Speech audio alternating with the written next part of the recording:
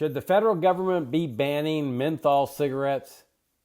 Join Richard Ebeling and me in this week's Libertarian Angle as we examine that question.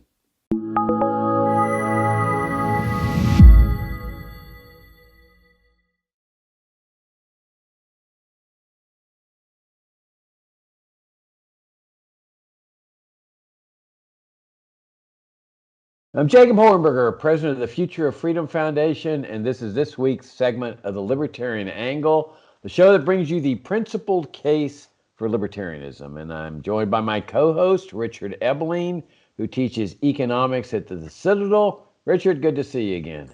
Good to see you and to be with our viewers and listeners. Yeah, thanks for tuning in. We were wrapping up our conference, the National Security State and the Kennedy Assassination. I gave the concluding presentation last night. It will be put online in the next couple of days. I invite you to watch it. This is the most complete singular presentation I've ever made on the assassination. It delves into the fraudulent autopsy that the national security establishment conducted on President Kennedy's body. I believe you'll find that this is an irrefutable case of fraud. And why is that important? Because there's no innocent explanation for a fraudulent autopsy.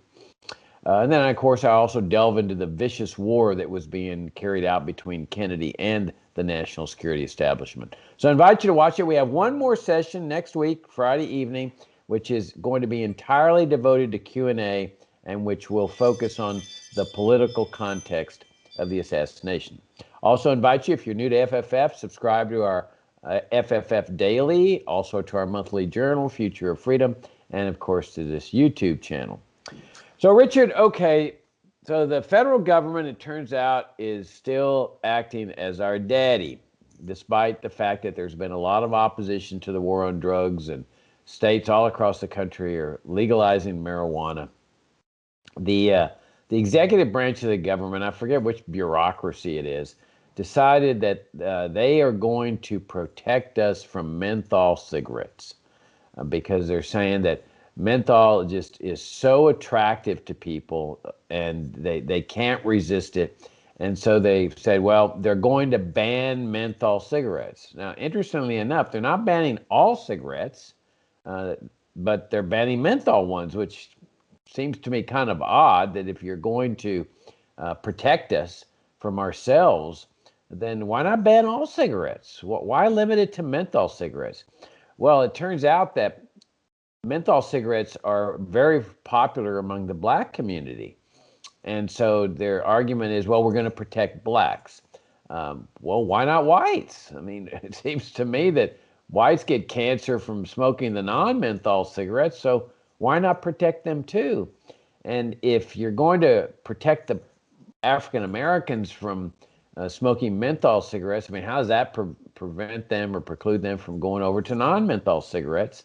But not only that, you got to have enforcement. And so doesn't this mean strict enforcement against people in the black community while the whites are over there enjoying non-enforcement because they're over there smoking what is still legal? I mean, this whole thing is a charade, Richard. It's just an absolute joke. Even though there's this push against the drug war, there's still this mindset that these are our children, the adults in America, and we must protect them from themselves. What do you think about this?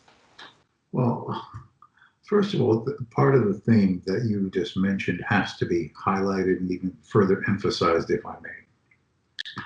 And that is, what is the primary rationale that the government gave? Well, menthol cigarettes have been historically preferred by members of the black community. Therefore, blacks have to be protected from the evil attraction of a capitalist product that plagues their community more than others. So think of this. In this era in which the attitude of races not being equal, that some races are superior to others, has all been debunked. All has been set aside philosophically, politically, as justifiable. What do we have the progressive or modern American liberal elite saying?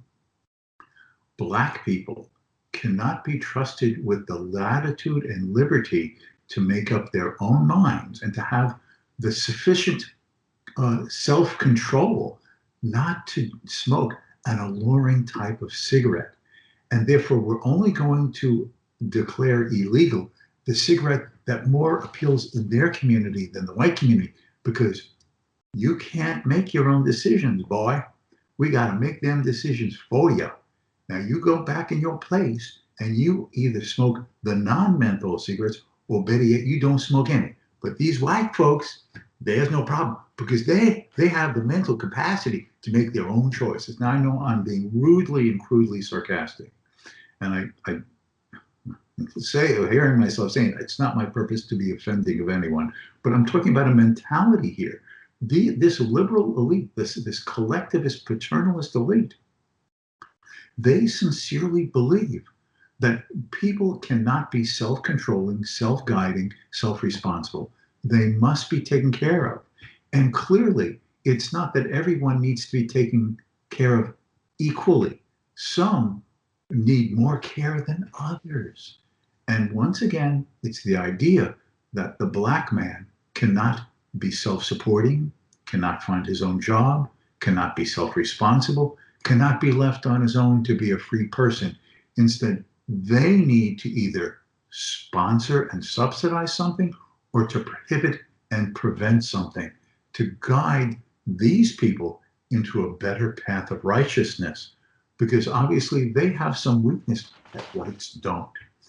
Now, I personally find this offensive. I find this humiliating. I find this morally reprehensible that in our day and age, when there's all the talk of equality and the misplaced attitude towards minority members, that these people are now basically saying we have to take care of them in a special way that we don't have to take care of others. This is unbelievably demeaning. And then there is the broader issue that, of course, goes beyond that, Jacob. And that is the idea, whose body is it anyway? Is your body the property of the state? Does the government own your person? Or do you have the liberty and latitude, as long as you're peaceful and non-violating the rights of others, to basically determine what you will read, what you will hear, what you will eat, what you will smoke? Are you a free person or are you a dependent slave? This is what it amounts to. But this is a continuation of this collectivist and paternalistic mindset that people's futures have to be planned in narrow corridors of righteousness as determined by those in political control and the ideological guiders and schemers of this social engineering. I find this objectionable and humiliating and disrespectful of the very people who they say they're wanting to help. Yeah, it's this paternalistic mindset that is just phenomenal. And as you point out, right now it's being directed toward a certain group in society based on color. And they're saying blacks need protection. They need our guidance. They need our paternalism. I mean, I agree with you. I mean, this is so humiliating, so demeaning, so insulting. Yes. Nobody needs their protection. And I mean, blacks ought to be rising up saying, who the heck do you think you are here? You're not our daddy. You're not our mommy. You're not here to take care of us and make our decisions for us. We'll make our own decisions. Okay. Maybe we're engaged in some destructive, self-destructive conduct. That's our choice. It's our lives. That's the essence of freedom. Is if you find yourself living in a society where you're free only to make the responsible decision, you're not living in a free society. A free society necessarily means you're free to make the bad decisions, as long as you're not initiating force or fraud against someone else. But Richard, doesn't this mindset of paternalism even go much further than this? I wonder why they don't just ban cigarettes entirely. I mean, surely they have that same mindset toward everyone. We need to protect everyone, and maybe this is a first step in banning cigarettes. I also find it interesting that the dictatorial nature of this, where some dictocrats have issued this edict. I mean, we live in a country where Congress is supposed to enact these kind of laws. Congress hasn't put this ban on. It's been a bureaucrat. It's phenomenal that there's no pushback on that basis. But, and then, okay, why stop at cigarettes? Why not ban booze? I mean, just make illegal drinking. I mean, look how much problem there is with alcoholism and cirrhosis of the liver and stuff. I mean, I think there's a lot more people that die from alcoholism and tobacco than they do from the hard drugs, you know, the illegal drugs. Why not make booze illegal? Why do they stop there? But when you look at the entire welfare state that we live under, isn't paternalism central to it? I mean, if you take like Social Security, which is the crown jewel, the most popular program of the welfare state, the one that everybody just loves and supports and adores, isn't the mindset behind this saying, you will not take care of your parents if you're free to do so, and therefore we have to step in and force you to do this. You're a bad people, and we just can't let you make this decision, or you can't decide your own retirement. You're just too irresponsible. We're just going to have to take care of you here. And the same thing with every other kind of welfare state program. Is central to it all is we are your daddy, and we're going to take care of you whether you like it or not, with orders, edicts, laws, rules, regulations, and in the process, we become a nation of little serfs, or really a nation of slaves. Yeah, the extent that we have moved away from the autonomy and respect of the individual is shown even by those, and I'm using the term now in the American sense, modern American liberalism. Now, through a good part of the 20th century, the modern American liberal, the American liberal that grew out of American progressivism at the beginning of the 20th century and grew into a wider network of ideas and policies in Franklin Roosevelt's New Deal period. As a brushstroke statement, one can say that those modern American liberals may have believed that in the market we need to regulate the prices, wages, competition, product standards, but they would always say, but we can separate control of the market from personal and civil liberties, right? That was their great thing. We can have taming the market while respecting civil liberties. That was part of the modern liberal ideal. But what you see here is that is inconsistent. It is contradictory. They now have realized that it's not enough to control what gets produced and what it's priced at. They have to ban what people can do to have their effect. In other words, they're now moving away from their long-stated principle of however much we're going to regulate capitalism, personal freedom, freedom to speak, freedom to write, freedom to worship, for freedom to live your personal affairs the way you want, those will not be touched. Now everything is off the table.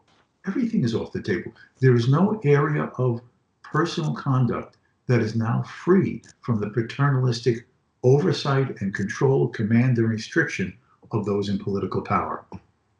We don't like what you smoke, we're going to ban it. We don't like what you read, we're going to prohibit it. We don't like the words that you use in conversation, we're going to cancel culture you. We're going to do this, they're going to that. In fact, this is the imposition of a cultural totalitarianism that is now being added to this mindset of a political totalitarianism, where now they're going to use government to teach what kids should learn about race relations from a national imposition. They're now going to tell us what we can smoke, what we can eat, what we can think, what we can read, what we believe.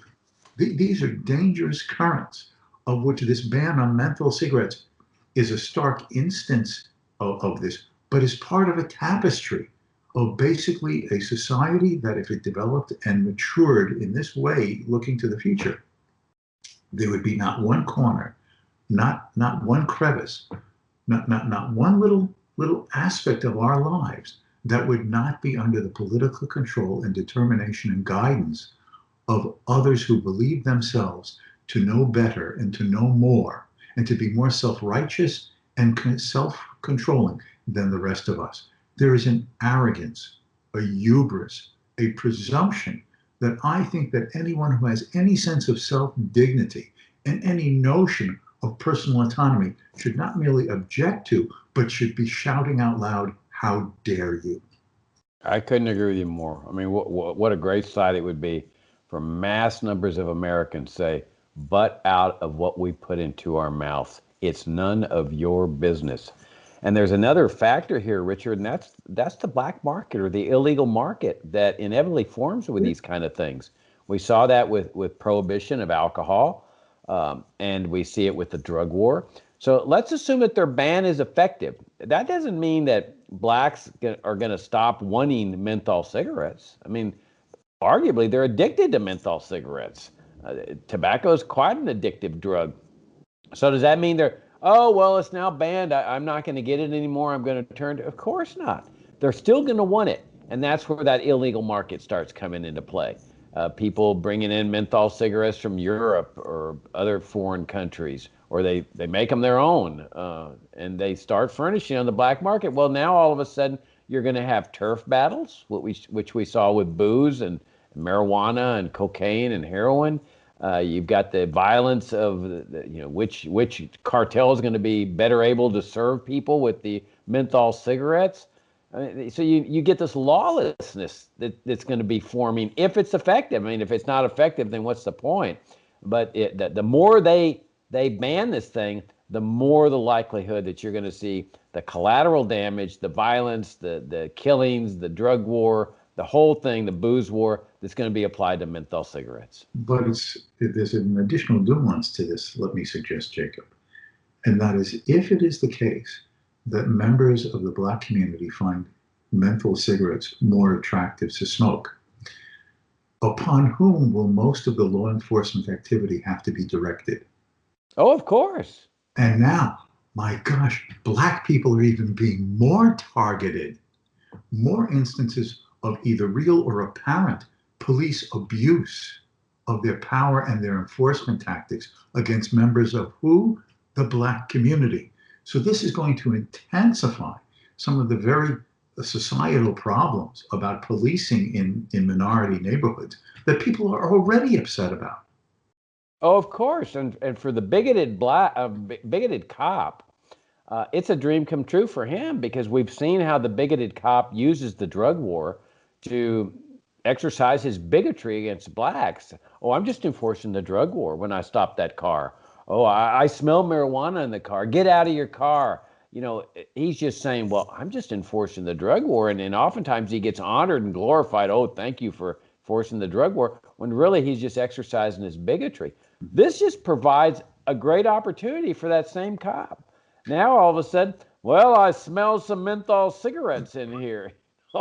Let me get out of the car right now, put your hands up against the car and let me search you. I mean, it is the perfect opportunity to initiate bigoted racist conduct against blacks. Well, I think the only response to this is a huge demonstration on the steps of the Lincoln Memorial in Washington, D.C., which we'll call the Million Smoker March. and everyone will light up. And this will be interracial, lighting up a menthol cigarette to let the government know this is not just, not fair, and we're not going to take it anymore. The Million Smoker March. Oh, that'd be awesome. It'd be absolutely awesome. One of the highlights of my life to see something like that. I might even go participate and put a cigarette in my mouth just for the protest value. I'm reminded of cocaine. That many years ago they made cocaine illegal, and cocaine was a popular drug in the black community. Whether good or bad, it was a fact. And I remember Milton Friedman writing about this, that they made cocaine so expensive by making it illegal that blacks who were addicted to cocaine had no choice. They couldn't buy the expensive cocaine because it was so high because of the illegality. So that's why somebody came along and invented crack cocaine, because crack cocaine was a lot cheaper and it gave you a lot more bang for your buck. So blacks naturally, for financial reasons, especially, the poor blacks in the inner cities and so forth, they turned to crack cocaine. Well, then the cops and the drug war enforcement vehicles, man, they went after them on crack cocaine charges. Started targeting people who took crack cocaine, which was obviously people in the black community, with high jail sentences. I mean, everything was disproportionate. And Friedman was the guy, Milton Friedman, that pointed out. I think it was an open letter to Bill Bennett that he wrote in the Wall Street Journal, and this was, I think, back in 91 or so. I'm sure you can find it online, where he pointed out that it was because of the drug war that crack cocaine came into existence. Yeah, what is always not seen, it's Bastiat's point about what is seen and what is not seen. Here are supposedly well-intentioned people who want to diminish the possibility of lung cancer and other physical maladies that seem to plague a certain segment of the American community, and they're going to pass a law prohibiting, restricting, preventing, and now it will have a whole series of unintended consequences. There'll be black market activity. There'll be law enforcement problems like you're talking about. It will, if people want a menthol cigarette, it's going to end up costing more because it's black market purchased. And now, you know how they often say that most deaths from taking drugs is not necessarily the drug itself, but because the way it's cut. It's not done in a laboratory, in a manufacturing facility, the way cigarettes normally are. So as a consequence, you have the impurities in the drugs that are bought on the street, which I understand cause more of the deaths than anything else. So how do you know how the menthol cigarettes are being manufactured? Will they be cut with some impurities that could have unanticipated physical malady effects, both in the short run and the long run? You may be intensifying some of the very health problems that the paternalists say they want to prevent. That's a great point. That's a great point. Yeah. When they say that people are dying of drug overdoses, my understanding is that most of the time it's because of corrupted drugs. Mm-hmm. And they call it a drug overdose, but it really is a corrupted drug, which is what people are buying out on the street. That in a legal market, people are buying out of pharmacies or convenience stores, or buying cigarettes out of convenience stores. But if they see the label there, Marlboro or Kent or whatever, they say, hey, that's a good product. It's sound. I'm not going to die from it. There's not going to be impurities from it, because if there are, you're going to sue, and word spreads that business goes out of business if people find out that it's selling a bad product. So in the free market, Marlboro and the other tobacco companies have an incentive to provide a good product here. As you point out, in an illegal market, all bets are off, because you can't sue anybody in an illegal market that you bought this stuff from.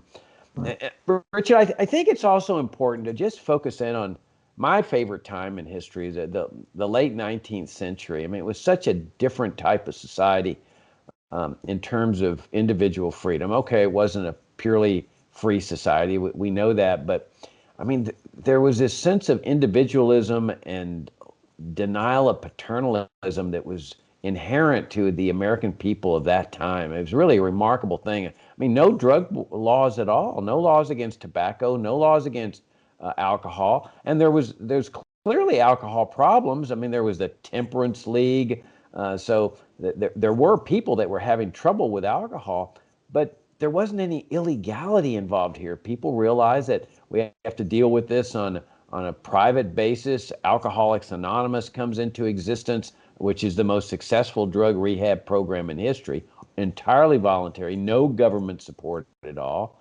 But people just had a totally different attitude. It's so fascinating to me how one generation of people can have a mindset that is so different from later Americans. No Social Security, no Medicare, no Medicaid, no welfare state, no income tax, no IRS. I mean, no immigration controls, no central bank, no paper money. It's just such a remarkable period. And that's just the mindset was, we will run our lives the way we want to run our lives. You know, as long as there's no force or fraud being initiated, butt out. And so government's powers were very weak. You know, I read somewhere, someone said that the only time anybody saw a federal official during these times is when the mailman would come and bring the mail, because people just did not see a role for government in their lives. They wanted They wanted to be self-sufficient. They wanted to be independent. They wanted to handle charity on a voluntary basis. They wanted to run their lives, even if it was irresponsible, immoral, or what have you, as long as there's no force or fraud. That mindset to me is so unique.